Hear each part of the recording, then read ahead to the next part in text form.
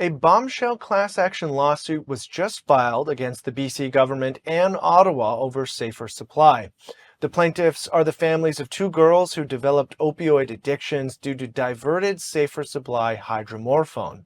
Now, one of those girls died 2 years ago, and it is alleged that the BC Coroner Service politically covered up the true nature of her death.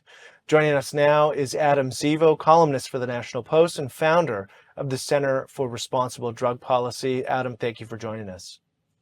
Thank you for having me on the show. Can you walk us through the specifics of the lawsuit from the families here? Sure. So the two main plaintiffs are Emily North and Camilla Sword. They're two young girls from Port Coquitlam in BC, which is about 40 minutes outside of Vancouver. So around 2021, they both got addicted to safer supply opioids. The specific opioid was called hydromorphone. It's the primary drug given out through safer supply. They're known on the street as dillies. Now, what the government does in BC and at the federal level is that they distribute free dillies to fentanyl users with this idea that it can dissuade fentanyl users from purchasing, their fentanyl off the streets. Because if you buy fentanyl off the streets, it can be contaminated. It can have unpredictable dosing, and that's dangerous. So the idea is that if we give them, pharmaceutical grade hydromorphone, then that'll mitigate that market. But what happens is that, most of these clients will just go and sell their hydromorphone on the street to make money to buy the fentanyl that they want. So we're actually subsidizing, not mitigating the fentanyl market, and we're flooding communities with hydromorphone, which then is purchased by youth. So Emily and Camilla, they bought these dillies because the dillies were cheap, they were abundant, so much of it was flooding into Vancouver and the surrounding regions. And they were under the impression that these opioids were safe because the federal government, portrayed it as safer supply. As a result, they both developed opioid addictions. Emily graduated onto using fentanyl. Then she went into detox and rehab. She's still receiving addiction treatment. Whereas Camilla died in August of 2022 for drug-related reasons, the exact circumstances of which are contested. Now, the families of both girls are suing BC, Ottawa, and a number of clinicians and prescribers that provide safe supply, saying that they were responsible for harms relating to safer supply diversion.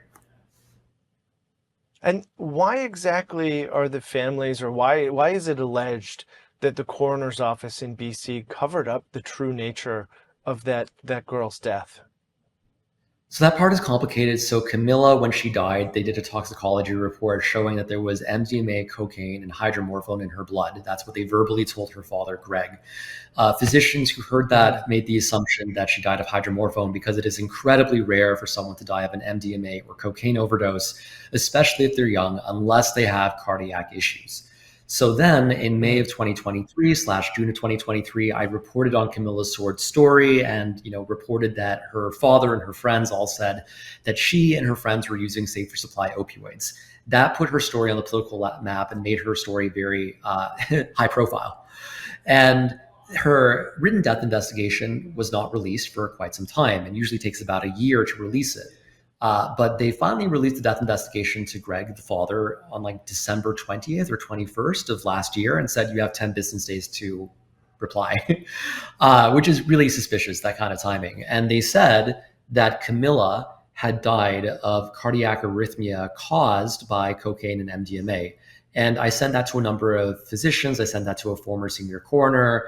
I sent that to two forensic toxicologists. Everyone thought that this was really suspicious.